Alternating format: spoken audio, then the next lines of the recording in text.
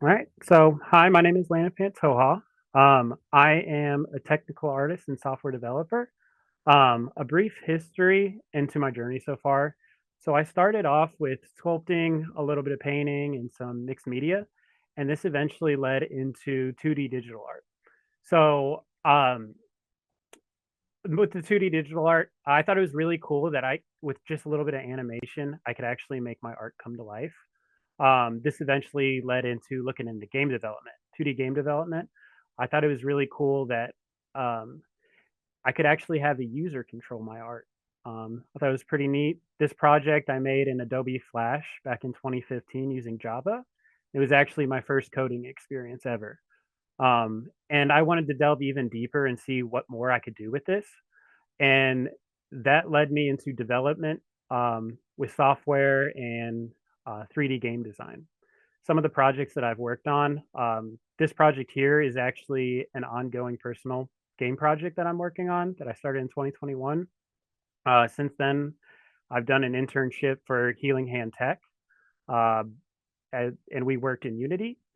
I've also done a game jam in 2024 that lasted about a week long. And then since then, my final thing would be capstone or my capstone for Code U.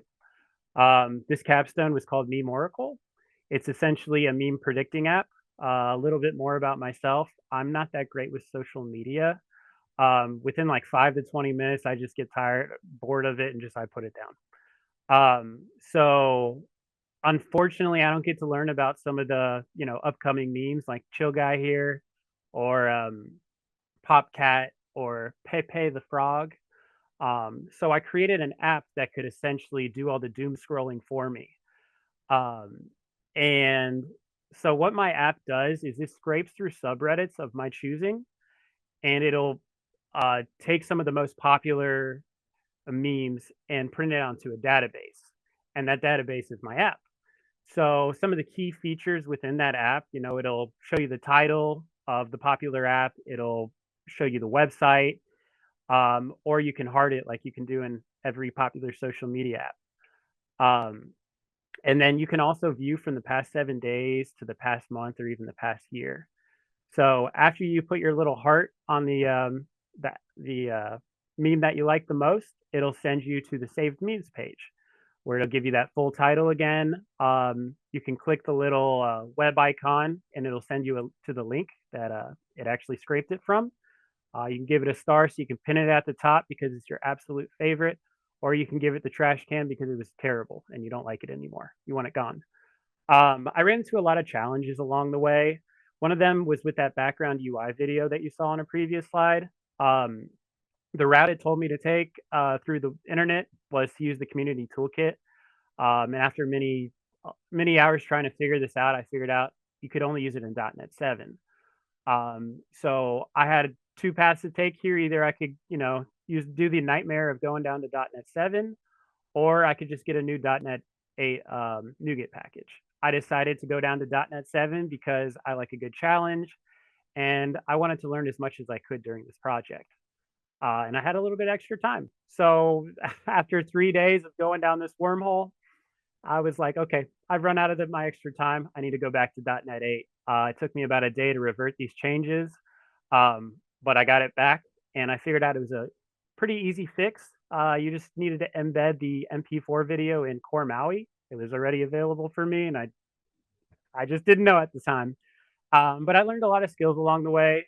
I learned the developer command prompt for Visual Studio, the dev tools I had embedded in my app, and .NET downgrading. It's just some useful info to know.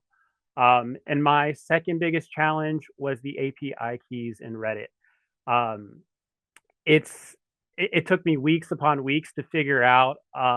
It's just a big communication issue within my app. And unfortunately, due to the fact I had a deadline, I had to do a quick fix, and that was hard coding the keys in there just to cancel out the communication throughout all the files. Just put it into one spot, and that's where it's going to communicate with.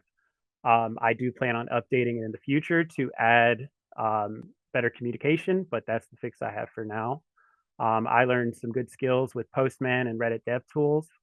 Also, beyond this project, there are some skills and apps that I learned that I brought into to the program or that I learned along the way would be through Blender, Adobe Creative Suite. I know a lot of them in there.